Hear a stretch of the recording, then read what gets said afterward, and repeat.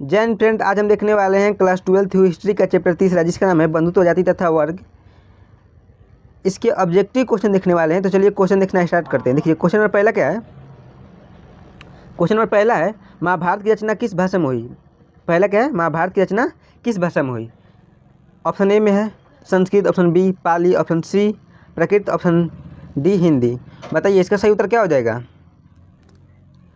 महाभारत की रचना किस भाषा में हुई, इसकी सही उत्तर क्या हो जाएगा, संस्कृत में। महाभारत की रचना किस भाषा में हुई थी, संस्कृत में हुई थी। ऑप्शन नंबर ए सही हो जाएगा। ठीक है, क्वेश्चन नंबर दूसरा देखिए क्या है। क्वेश्चन नंबर दूसरा क्या है, महाभारत को किसने लिखा। महाभारत को किसने लिखा। तो महाभारत को कौन लिखे थे, तो बताइए। देखिए जो वाल्मीकि जी हैं को किसको लिखे हैं, रामायण कौन लिखे हैं, रामायण को वाल्मीकि जी लिखे हैं। कौन लिखे हैं, रामायण को वाल्मीकि जी लिखे हैं। और मनुस्मृति के लिए कौन है, मनुस्मृति के लिए कौन है, मनु है। ठीक है, उसके बाद देखिए, उसके बाद कौन है, कौटिल्य है।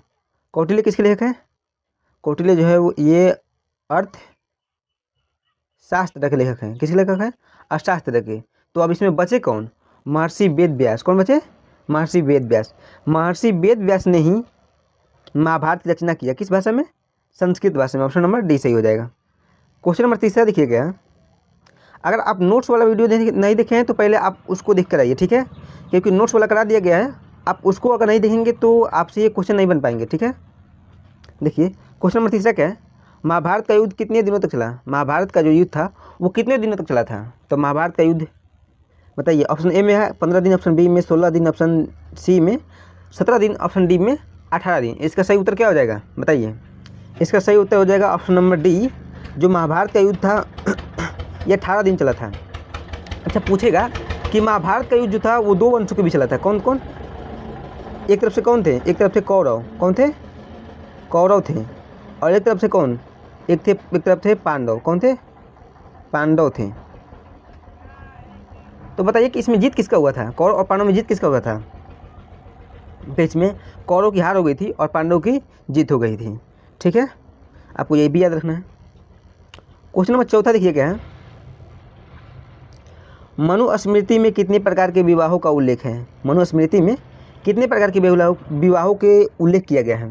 तो देखिए विवाह कितने थे, विवाह ऑप्शन ए में है 4, ऑप्शन बी में 6, ऑप्शन डी में 8, ऑप्शन सी में 8, ऑप्शन डी में 9।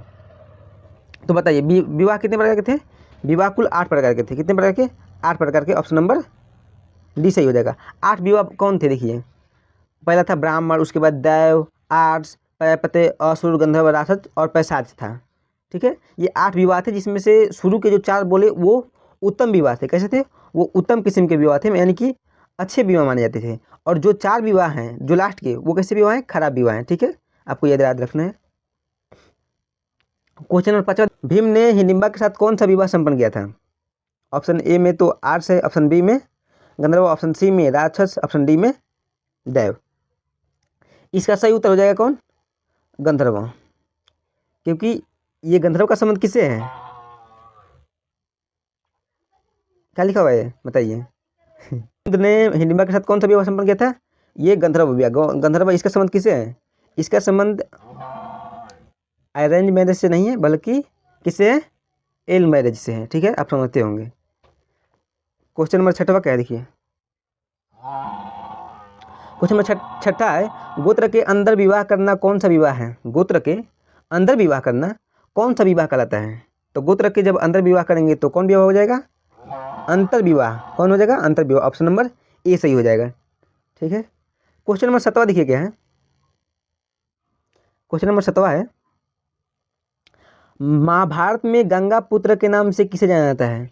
तो आप सुनेंगे भी होंगे कि गंगा पुत्र किसे कहा जाता है, गंगा पुत्र भीष्म जी को कहा जाता है। ऑप्शन नंबर बी सही हो जाएगा। ठीक है, क्वेश्चन नंबर 7 देखिए क्या, 8वां देखिए क्या है। क्वेश्चन नंबर 8वां क्या है, देखिए। दुर्योधन की माँ कौन थी, दुर्योधन की माँ कौन थी, दुर्योधन की माँ कौन थी। तो दुर्योधन की माँ कौन थी, गंधारी थी। कौन थी, गंधारी। ऑप्शन नंबर ए सही हो जाएगा।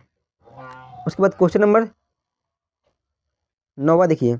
अगर आप चाहते हैं कि क्लास 12th की आर्ट स्ट्रीम की, जैसे कि हिस्ट्री हो गया, उसके बाद पॉलिटिकल साइंस या फिर ज्योग्राफी का नोट्स पाना तो आप हमारे YouTube channel BK art research centre को जरूर सब्सक्राइब कर लीजिएगा, ठीक है। क्वेश्चन नंबर 9 देखिए क्या है, गोत्र के बाहर विवाह करना कौन सा विवाह है। और चाहते हैं कि क्लास 12 की तैयारी करना तो प्लीज़ जुड़े रहिएगा हमारे चैनल से।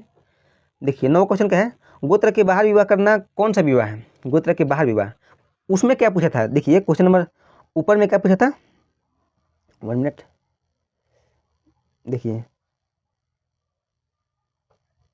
इसमें पूछा था क्वेश्चन नंबर 6 में क्या पूछा था कि गोत्र के, देखिए क्वेश्चन नंबर 6 में क्या पूछा है कि गोत्र के अंदर विवाह करना क्या कहलाता है, अंतर विवाह। अगर जब गोत्र के बाहर विवाह करेगा तो उसे हम क्या कहते हैं, देखिए गोत्र से, अपने गोत्र से बाहर विवाह करने को क्या कहते हैं, उसको हम कहते हैं बहिर्विवाह। क्या कहते हैं, बाहर विवाह करना है तो बहिर्विवाह, अंतर विवाह करना है तो उसको हम कहेंगे अंतर विवाह, ठीक है। क्वेश्चन नंबर 10वां देखिए क्या है, क्वेश्चन नंबर 10वां है, अंबालिका किसकी पत्नियां थी। अंबा और अंबालिका जो थी वो किसकी पत्नी थी, तो ये किसकी पत्नी थी, ये बताइए किसकी पत्नी थी। ऑप्शन नंबर बी सही हो जाएगा, ये विचित्रवीर्य की पत्नी थी। किसकी पत्नी थी, विचित्रवीर्य की। क्वेश्चन नंबर 11 देखिए क्या है, क्वेश्चन नंबर 11 क्या है, देखिए घटोत्कच किसका पुत्र था। जो घटोत्कच हैं ये किसके पुत्र थे, ये बताइए। ऑप्शन ए में है युधिष्ठिर, ऑप्शन बी में अर्जुन, ऑप्शन सी में दुर्योधन, ऑप्शन डी में भीम। घटोत्कच किसके पुत्र थे, तो घटोत्कच जो थे यो हिडिम्बा जब इनकी पत्नी थी उनसे ही जन्म लिए थे, जिनका नाम क्या था, घटोत्कच था। घटोत्कच के पिताजी का नाम क्या था, भीम था, ठीक है। ऑप्शन नंबर डी सही हो जाएगा।